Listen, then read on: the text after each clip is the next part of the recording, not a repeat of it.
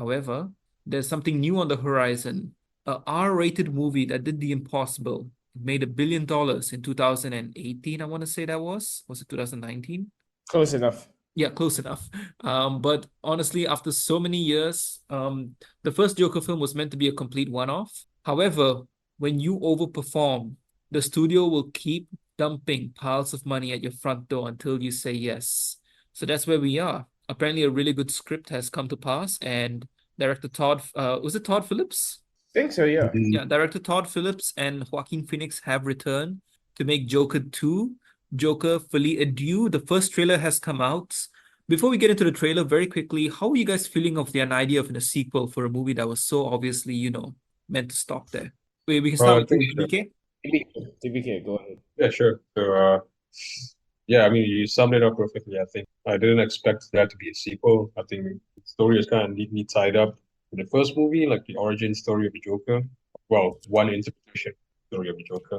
Um, It is. It's a very well, eligible story. Yeah, continue. yeah. Well, I didn't know. I mean, I guess it's a Hollywood thing to make remakes or sequels when no one asks for it. But at saying that, I think like the second one, based on a trailer at least, and the introduction of an iconic character, Harley Quinn, played by an iconic artist, Lady Gaga. It's a pretty good concoction of things that would increase its appeal, and the trailer definitely did do its job, I think. So I'm actually looking forward to it. Yeah, what about yourself, Neil? Because as of now, this is the one film I think Warner Brothers is releasing this year, if I'm not mistaken. Yeah.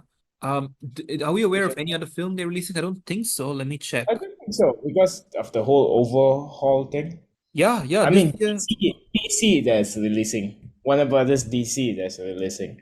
I mean, Warner Warner Bros. Brothers has already dominated with two other movies that's been released. Correct, with Dune and Godzilla, and of course, what was the other Timothy Chalamet film? Okay. Wonka, yeah, which only came out in December. They've been doing pretty well for the last few months. They're really happy with going for quality over quantity, not dipping too into franchising. And I Yeah. yeah, but it's pretty impressive. Let me see how much. Okay, okay, the trailer's already gotten 20 million views in 2 days. Not bad for an R-rated film. And You saw it? just to get into the film, like I think everybody was when they heard Harley Quinn is going to be in the sequel, that makes sense. Next to Batman, she is the most well-known character associated with the Joker, and she has her own independent character arc in where there's the comics. You got the TV show Harley Quinn, the animated series, which I've watched quite a bit of it. It's really, really good. It's like a satire almost of the DC universe, and it's really enjoyable. The biggest aspect that has got people kind of confused is the musical. Apparently, this is going to be a full-on musical. The budget has gone from, I think, 60 million to like a 200 million. And no doubt some of that Wow. was for the light. Yes, yes, you didn't hear about this. The budget went Yeah, from that's triple. That's more than triple the budget. That's correct. Yeah, let me get the accurate number for the budget, but the budget literally was triple. That's correct. Variety reported that it's 200 million, a significant increase from the original Woo. 60 million. So I think obviously, significant. It's a significant is not the appropriate word. This is exponential increase. it borderlines on ridiculous because yes, your first film made money, but like, what if that was lightning in the bottle? Like, what if the second film only earns 500? You've messed yourself up by spending 200 million on a. They're literally going for hype. Godzilla versus Kong was $70 million cheaper than this. That And they had to hire monsters. they had to pay a lot to Godzilla and Kong. Their salaries Yeah, kept increasing. You know? yeah, exactly. You know how much food they need. You know how much money they need to buy their food, and you only had to pay 70 million. I know Damn. Scar King refused to leave his trailer until his salary came up. Oh my gosh, it was such a Ah, hassle man, on the set. Titan strike, man. The days of the Oh, Titan the strike. the Titans were on strike. Oh, it was an absolute night. And Exactly. But on back to Joker being a musical. Honestly, I've heard people complaining about the fact that it's a musical now. But actually, after thinking about it, I don't mind it. I mean, if any movie is going to be a musical, it's this sort of movie where the action, I don't think there'll be that much action. I think it's going to delve deeper into the minds of Harley Quinn and Joker. Maybe the musical will be taking part in their own hits. Who knows? But I actually like it. I mean, there has to be something different. So this is something different. So I this agree. is something different to the superhero genre. So and the fact that A Star Is Born, made me cry. I shed tears in that I movie. would Lady Gaga made me cry. TBK, have you watched The Star is Born? Yeah, yeah, that was depressing.